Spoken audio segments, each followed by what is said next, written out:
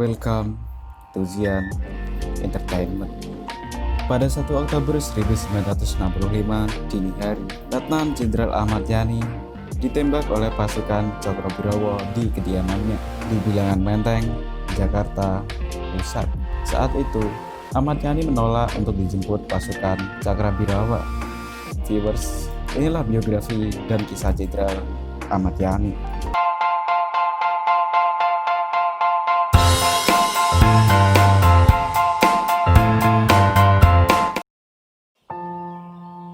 Tiba-tiba lihat ayah saya diseret.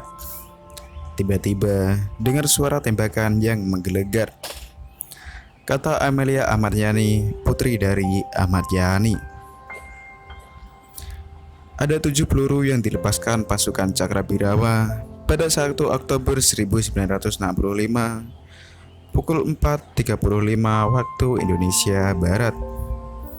5 di antaranya meninggalkan lubang tembakan di sebuah pintu. Pemandu Museum Jenderal Ahmad Yani, Sersan Mayor Wawan Sutresno, mengungkapkan pasukan yang datang menyergap masuk melalui pintu belakang dan membunuh Ahmad Yani pada saat itu juga. Sementara yang lain ada yang bertugas menyekap pasukan penjaga rumah Ahmad Yani. Ada juga yang bertugas mengepung rumah itu. Kemudian, jasad Ahmad Yani dibawa menggunakan truk ke sebuah areal perkebunan di Halim, Jakarta Timur. Di sana, Ahmad Yani akhirnya dimasukkan ke dalam sumur tua bersama 6 jenderal dan 2 perwira lainnya. Ahmad Yani adalah salah satu di antara 6 jenderal yang terbunuh dalam peristiwa Gerakan 30 September atau yang lebih kita kenal dengan G30 SPKI.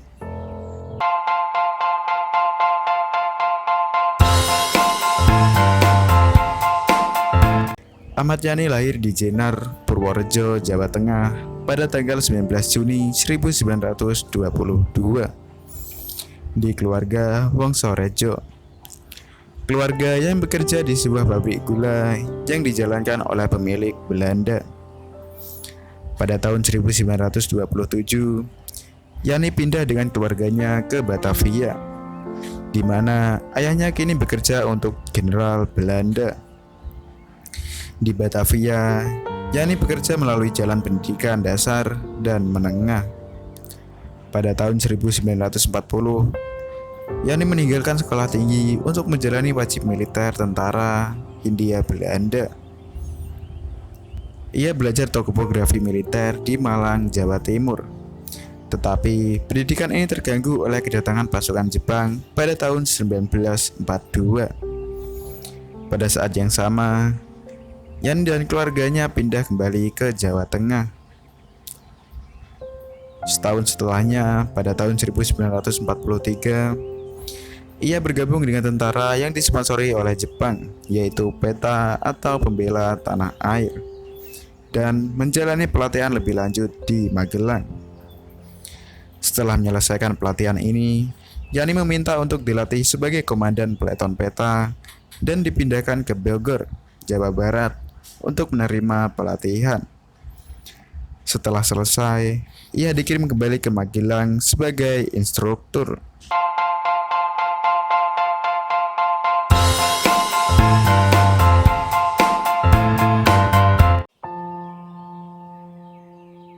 Setelah kemerdekaan, Yani bergabung dengan Tentara Republik yang masih muda dan berjuang melawan Belanda. Selama bulan-bulan pertama setelah deklarasi kemerdekaan, Yani membentuk batalion dengan dirinya sebagai komandan dan memimpin kepada kemenangan melawan Inggris di Magelang. Yani kemudian diikuti ini dengan berhasil mempertahankan Magelang melawan Belanda ketika ia mencoba untuk mengambil alih kota. Mendapat julukan Juru Selamat Magelang.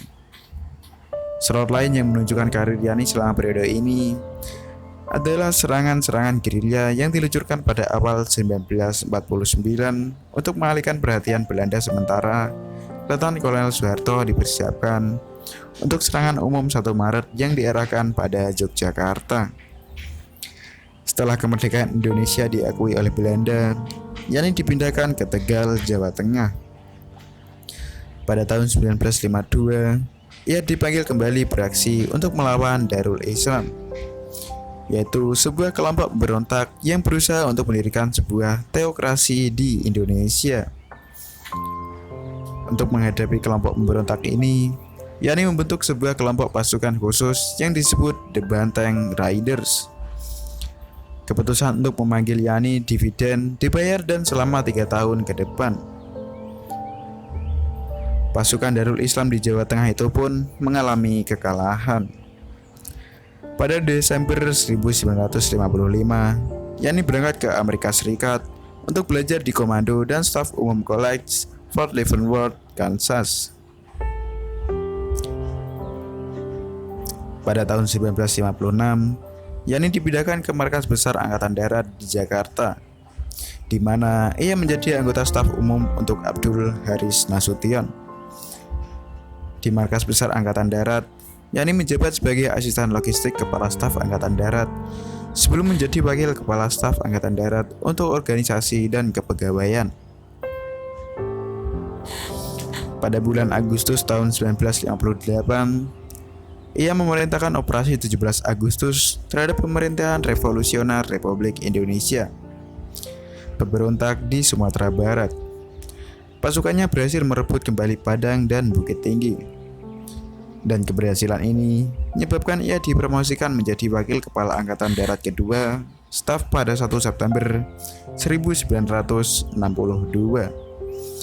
Dan kemudian Kepala Angkatan Darat stafnya pada 13 November 1963, yang otomatis menjadi anggota kabinet menggantikan Jenderal Nasution.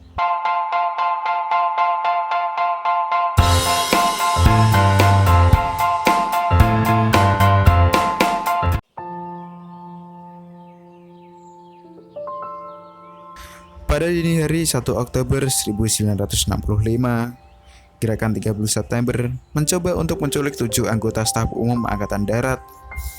Sebuah tim dari sekitar 200 orang mengepung rumah Yani di Jalan Latuhari nomor 6 di pinggiran Jakarta, Menteng, Jakarta Pusat. Biasanya Yani memiliki 11 tentara menjaga rumahnya. Istrinya kemudian melaporkan bahwa seminggu sebelumnya tambahan 6 orang ditugaskan kepadanya. Orang-orang ini berasal dari Komando Kolonel Latif, yang diketahui Yani adalah salah satu komplotan utama dalam gerakan 30 September. Menurut istri Yani, orang-orang tambahan tersebut tidak muncul untuk bertugas pada malam itu. Yani dan anak-anaknya sedang tidur di rumahnya, sementara istrinya keluar merayakan ulang tahunnya bersama sekelompok teman-teman dan kerabat. Dia kemudian menceritakan bahwa saat ia pergi dari rumah sekitar pukul 11 malam, ia melihat seseorang duduk di seberang jalan seakan menjaga rumah di bawah pengawasan. Dia tidak berpikir apa-apa pada saat itu, tetapi setelah peristiwa pagi itu, ia bertanya banyak hal. Juga dari sekitar jam 9 malam pada 30 September, ada sejumlah panggilan telepon ke rumah pada interval tertentu, yang ketika diangkat akan bertemu dengan keheningan atau suara bertanya apa waktu itu. Panggilan terus terjadi sampai sekitar pukul 1 pagi, dan Ibu Yani mengatakan dia memiliki firasat sesuatu yang salah pada malam itu.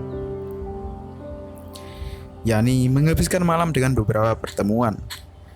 Pukul 7 malam, ia menerima seorang kolonel dari Komando Operasi Tertinggi, Jenderal Basuki Rahmat, Komandan Divisi di Jawa Timur.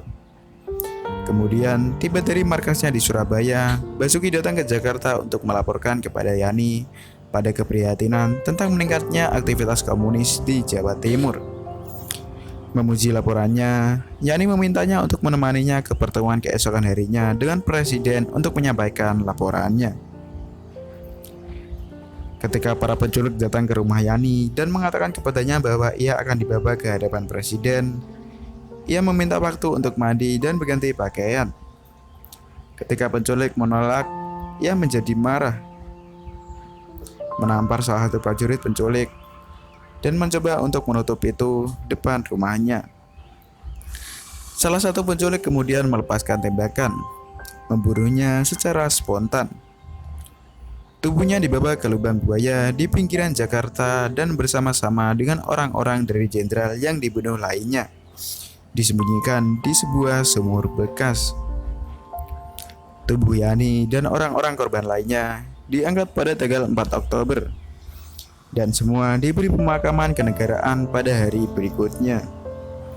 Sebelum dimakamkan di Taman Makam Pahlawan di Kalibata pada hari yang sama, Yani dan rekan-rekannya resmi dinyatakan pahlawan dari revolusi dengan keputusan Presiden nomor 111 Koti garis miring 1965 dan pangkatnya dinaikkan secara anumerta dari Letnan Jenderal untuk bintang keempat umum. Ibu Yani dan anak-anaknya pindah dari rumah setelah kematian Yani. Ibu Yani membantu membuat berkas rumah mereka ke museum publik yang berdiri sebagian besar seperti itu pada Oktober 1965, termasuk lubang peluru di sebuah pintu dan dinding. Dan dengan perobatan rumah itu waktu itu, saat ini banyak kota di Indonesia memiliki jalan dinamai Yani. Selain itu, namanya diabadikan untuk Bandar Udara Internasional Ahmad Yani di Semarang, juga sebagai nama universitas di Yogyakarta bernama Universitas Jenderal Ahmad Yani Yogyakarta. Semoga rangkuman tadi dapat bermanfaat dan menambah wawasan kalian tentang tokoh-tokoh penting di Indonesia. Jika ada yang kurang, kalian bisa menambahkannya di kolom komentar.